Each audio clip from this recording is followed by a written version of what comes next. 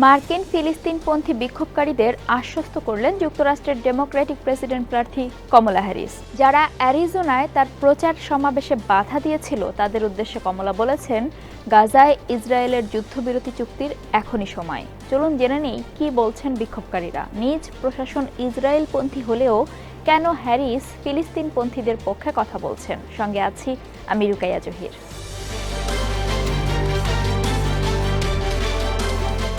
Harris যখন অ্যারিজোনায় গ্লেনডেল শহরে আনুমানিক 15,000 লোকের সামনে বক্তব্য রাখছিলেন, তখন বিক্ষোভকারীরা চিৎকার করে ফ্রি ফ্রি প্যালেস্টাইন স্লোগান দিচ্ছিলেন। যেসব রাজ্যে রিপাবলিকান প্রতিদ্বন্দ্বী ডোনাল্ড ট্রাম্পকে হারিয়ে কমলার জয়ের সম্ভাবনা, অ্যারিজোনা তার মধ্যে অন্যতম।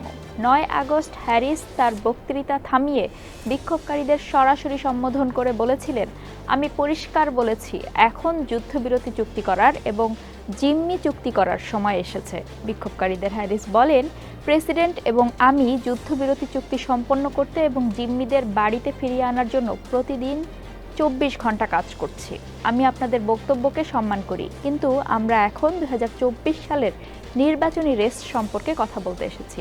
তার দলের নির্বাচনী এলাকার একটি অংশকে মোকাবেলা করার জন্য যে ভারসাম্যমূলক কাজ করতে হচ্ছে, এই ঘটনাটি তাই তুলে ধরেছে। কারণ গাজায় ইসরায়েলের যুদ্ধের সরাসরি বিরোধিতা করে ইসরায়েলের প্রতি সহানুভূতিশীল সাধারণ ভোটারদেরও হারাতে চান না হ্যারিস।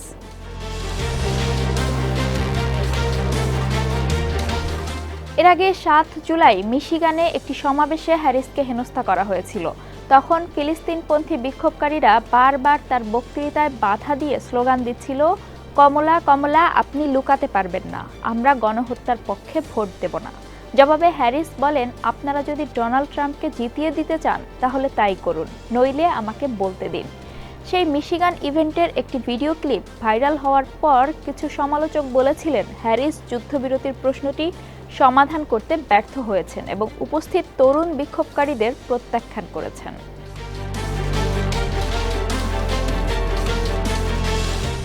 ওয়াশিংটন ডিসি থেকে আল জাজিরার রিপোর্টার ফিল লাভেল বলছেন, ভাইস প্রেসিডেন্ট হ্যারিস এবং প্রেসিডেন্ট জো বাইডেন বারবার যুদ্ধবিরতির পক্ষে সমর্থন প্রকাশ করলেও তাদের প্রশাসন ইসরায়েলকে আরও সামরিক সহায়তা পাঠানো অব্যাহত রেখেছে। এই কারণেই দেশটি গাজায় বোমাবর্ষণও বন্ধ করেনি।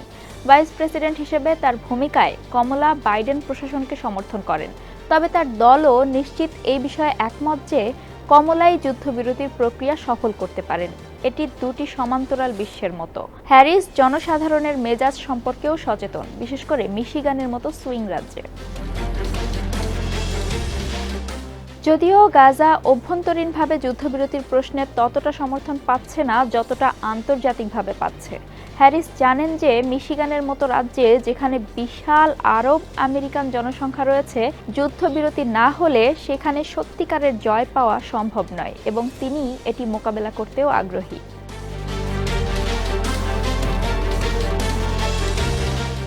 জুলাই মাসে ওয়াশিংটন ডিসিতে যখন হ্যারিস ইসরায়েলের প্রধানমন্ত্রী বেনিয়ামিন নেতানিয়াহুর সাথে দেখা করেন, তখন ভাইস প্রেসিডেন্ট বলেছিলেন, ইসরায়েলের অস্তিত্ব এবং নিরাপত্তার প্রতি তার প্রতিশ্রুতি অটল রয়েছে, কিন্তু গাজায় চলমান ট্র্যাজেডির মুখে তিনি চুপ থাকবেন না।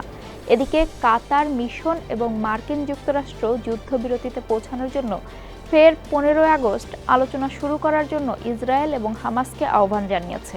একই সময়ে গাজা যুদ্ধ 10ম মাসে পড়তে যাচ্ছে। মার্কিন যুক্তরাষ্ট্র ও ইসরায়েলে $1 বিলিয়ন সামরিক সহায়তা এবং অস্ত্র পাঠানোও অব্যাহত রেখেছে।